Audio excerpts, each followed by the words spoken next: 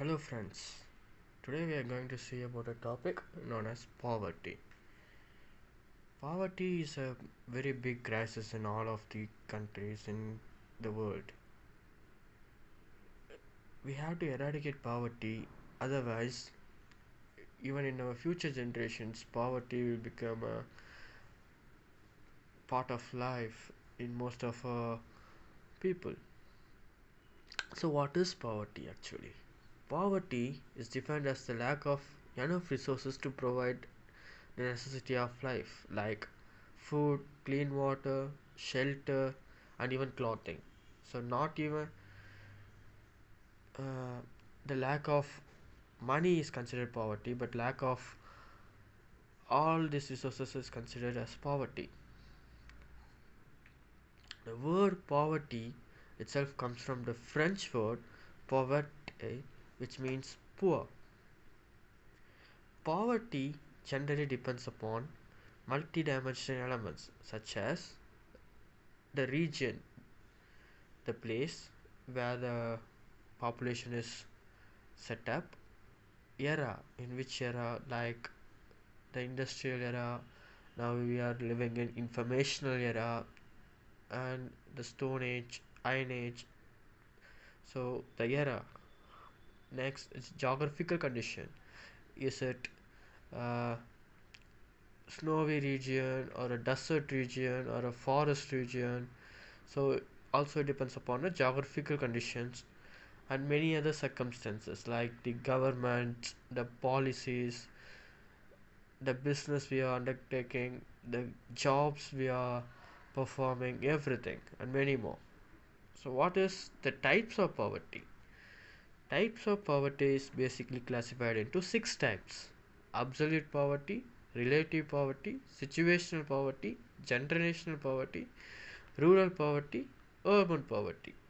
Absolute poverty is the extreme poverty, which means the scarcity of every resources like basic food, clean water, health, shelter, education.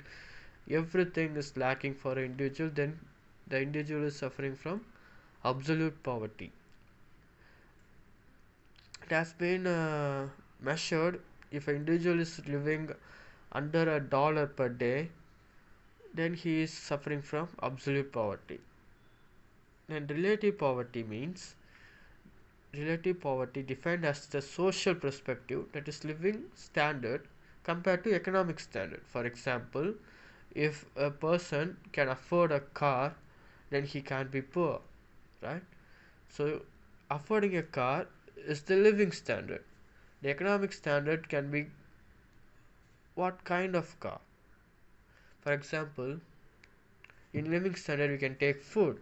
If he is eating just bread and butter, he can't be considered rich. But if he is eating in a five-star cuisine, then he has to be rich, right? The way of living. That's it. We are comparing. Even in previous standards, we compared the standard of living with a monetary value of $1. In many countries, it's been compared with the money value to determine if the poverty is if a person is living below or above poverty line. Relative poverty is measured percentage of population with income which is compared to a fixed proportion of median income, that is the per capita income of a country. And situational poverty is an unexpected one, mostly like a surprise. In situational poverty, a person becomes poor due to unexpected events like environmental disaster, job loss, severe health problems. Like if you are affected by a tornado or a earthquake, then the locality, the geography of that place will be spoiled. So it will affect jobs. There will be no jobs for that person, and also some people will affect from health issues like in during working with machinery. Some people even lose fingers. Some people will suffer from other health problems, due to which they are incapable to work. The company will not hire them and they will undergo poverty, but this poverty is kind of temporary. Once the person get back to health, or once the disaster has been overtaken or dealt with, then the economy will rise slowly and the poverty will be gone. Even people can help themselves with small assistance, because this poverty will not affect a mass population, just a population in a local region. This is known as situational poverty. The next is generational poverty. Generational poverty is handed over to individuals and families from one generation to another. This is more complicated as there is no escape, because the people are trapped in its cause and unable to access the tools required to get out of it. In this, we can't blame the government or the society for this. It is the generational problem, which they didn't come out of poverty because of the inaccessibility of tools. Maybe our previous generation and their previous generation considered themselves a poor and didn't do anything to overcome it. It occurs in generations where at least two of them were poor. Rural poverty. In rural poverty, a place which has a population of less than 50,000, if suffered from poverty, then that poverty is known as rural poverty. It will lead to less job opportunities, less access to services, and less support for disabilities and quality educational opportunities. People are tending to live mostly on farming and other menial work in rural areas. So, these persons will undergo poverty mostly because of situational poverty, like during the period of drought or less rainfall. They have no harvest and they will undergo poverty. In nowadays scenario, the rural poverty rate is growing and exceed the urban rate every year since the data collection begins in 1960s, because in rural areas mainly the population is depending upon agriculture, but there is no major income stream in agriculture except the government dealings and some private dealings. Due to that, most people are shifting from rural area to urban areas. So the poverty in rural areas has been developed more, because the people undergoing the job is less and they have to even spend more money in artificial fertilizers and chemical fertilizers, which cost more money. The last one is urban poverty. Urban poverty is occurring in a population which is about 50,000 people. The major challenges faced by an urban poverty people are limited access to health and education, inadequate housing and services, violent and unhealthy environment because of overcrowding, little or no social protection mechanism.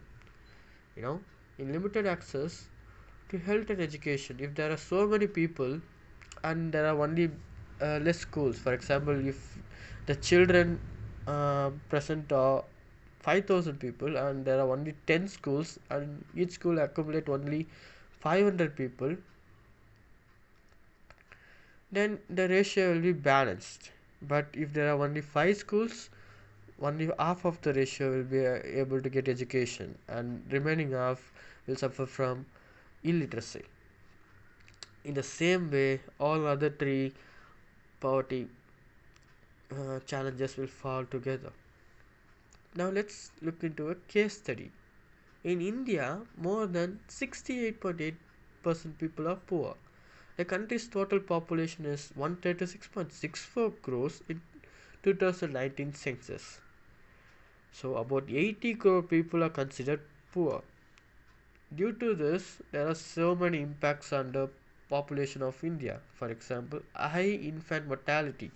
Even now, most people consider, you know, child infants death as a very low one. That means they don't give enough attention to that. But actually, due to the poverty, most people can't raise a kid properly, and it leads to malnutrition, and also the infant mortality rate has been reducing.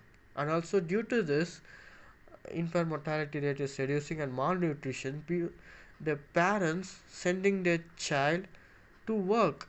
At least in that way, they can earn more income and they can run a family. But it leads to child labor, which is also against the law. So the child is curbed himself out of the pleasure, the joy of the childhood. It doesn't experience the fun moments. It can't go and play or learn. Instead, they have to work. So it leads to lack of education. In the situation, if the child is a girl, most parents are forcing them to marriage, because in girls' life the parents are not capable of sending them to work, because girls' employability is low in child labor.